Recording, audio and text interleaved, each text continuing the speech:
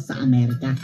May kababayan tayong OFW sa Amerika, mga kababayan Nakwento ang nangyari dito kina Liza Araneta Marcos at mga kasamahan niya na kung saan isa sa kanila, mga kababayan, ang natsugi dahil sa di umano'y drug overdose. Alam nyo na yan kung sino, mga kababayan. Yung isang oligarko dyan sa Pilipinas na binalita kamakailan lang na namatay sa Amerika kasama ni Liza Araneta.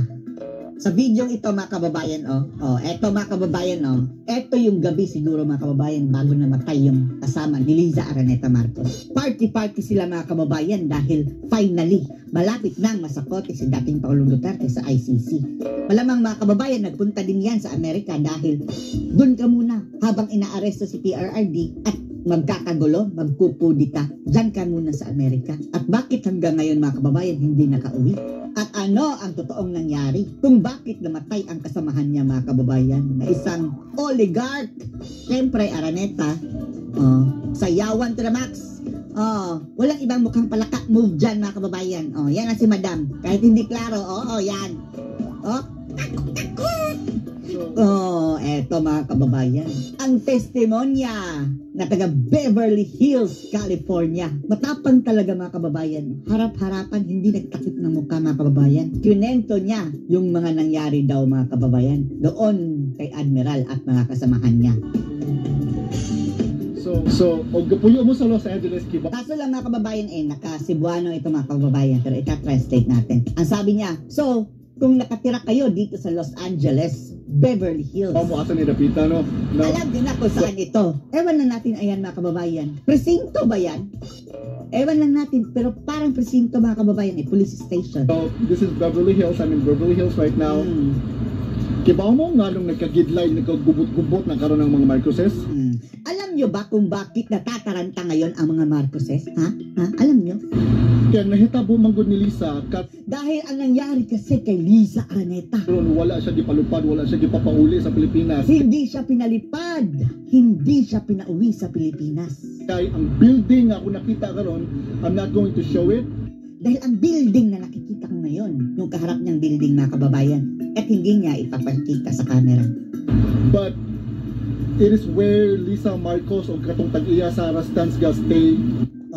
Diyan pala, mga kababayan, na malagi si Liza Araneta Marcos at yung namatay na lalaki, mga kababayan, na may-ari ng Rastan. Dito sa Los Angeles.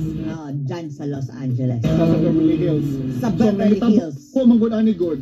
Ang nangyari kasi dito, kay si Liza o kining lalaki nga tag-iya sa kanang, di na ko i-mention na nga. Dahil etong si Liza at yung lalaking namatay, mga kababayan, na may-ari ng Rastans. Tag-iya sa Rastans, na overdose, manggod din siya tigamit og droga. Na overdose ng droga dahil hindi ito gumagamit talaga, mga kababayan, ng droga. Gas, nga karon na overdose sa drogas. And then right now, na overdose ng drugs. Ang foul play manggod ang ninahitabo kay ang foul play kasi dito na nangyari. I-report nila 7 hours na later. Ni-report nila 7 hours later after namatay, mga kababayan. 7 hours pa. Bakit? Di ba? Anong kabangagan na naman yan? Anong kinanglan mo sila magawa 7 hours later? Bakit kailangan nilang antayin 7 hours later? Before nila gi-report niya namatay na dito ng gahi na. Bago nila ni-report na namatay na pala, tumigas na! Grabe, tumigas na, mga kababayan, tsaka palang ni-report. So, mo daw, pag-uli na nila karon. So, pag-uwi na nila, mga kababayan, pauwi na sana na Pilipinas. Ginbestigahan sila. Inimbestigahan sila. Di man niya matubag. Hindi niya masagot, mga kababayan, si Liza Araneta Marcos ang mga tanong ng investigador. Kinanglan mo sila itas o kanang if they were under the influence of drugs. Kailangan pa nilang i-undergo ng drug test, mga kababayan. Pero kung positive yan, mga kababayan, hindi rin natin malalaman dahil sa confidentiality. Pero at least, mga kababayan, baka mayroong mag-leak niyan resulta ng drug test. Muna karon nagka-gidline na sila. Kaya ngayon mga kababayan, natataranta na daw sila.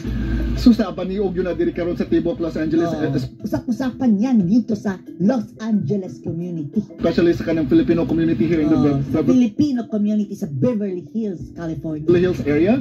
I just live a couple of blocks away from where it happened. So Few blocks away lang siya nakatira mga kababayan kung saan iyan nangyari. napaniog gud siya. Usap-usapan talaga dyan. So muna karon gaba na ninyo mga Marcoses, mga putang ina kamo. So ngayon, karma na yan sa inyo mga Marcoses, mga jutang Ginemes kayo. Ha? Dili mo mga uli. Hindi yan makakauwi. Si Marcos Lisa. Tungod kay imo puros mo mga adik. Dahil lahat kayo mga adik. Siya ang nagsabi niya mga kababayan lang, hindi ako.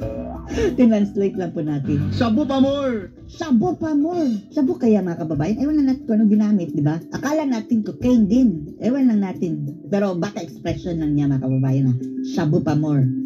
Drogas pa more. Drogas pa more. Muna, mga injectables pa. Yan. Mga injectables pa more. Pati mga injectables. Ano yung injectables? Parang heroin yan mga kababayan More. Gaba na ninyo mga tangina mo. Kalma yan ninyo mga jutang Ginemes kayo. Yan ang sabi niya ha, hindi sa akin. Nga karon. And then ngayon, Sa slipper kay ko kay digyo siya kauli. masaya ako dahil hindi siya makakauwi. Si Admiral mga kababayan, sabi niya. Detained. Detained! Siya nagsabi ha, although mga kababayan, dininay na yan ng Malacanang ng PCO. Pero sana may pictures, no? Diyan, galing mismo dyan. Pero iba yung Amerika mga kababayan ay kapag nag-positive ka sa droga, hindi ka makukulong. Unless meron silang nakuha sa iyo mga kababayan na droga talaga on hand. Pero ang problema dyan mga kababayan, under investigation sila. Dahil iniimbestigahan kung mayroong foul play ba doon sa namatay nilang kasamahan mga kababayan. Which is confirmed yan ha. Nakasama yan ni Liza Araneta. Oo. Doon mga kababayan sa Amerika. Sa entourage ni Madam Liza. Bakit hindi pa naka-eloy sa Madam? At ang hindi ma-deny mga kababayan, namatay yung may-ari ng Rastan. Detain guys. Detain si Lisa Marcos. Confirmed. Siya ang nag-confirm ha. Detain. Detain si Liza Marcos. Pwede ma-picturean? Manong? Manong pa ba ito? Kuya? Kuya? Huwag kasi baka anak ko pa yan. Ha! Drug users, mga gago. Drug users, mga ugan. Yan ang sabi niya.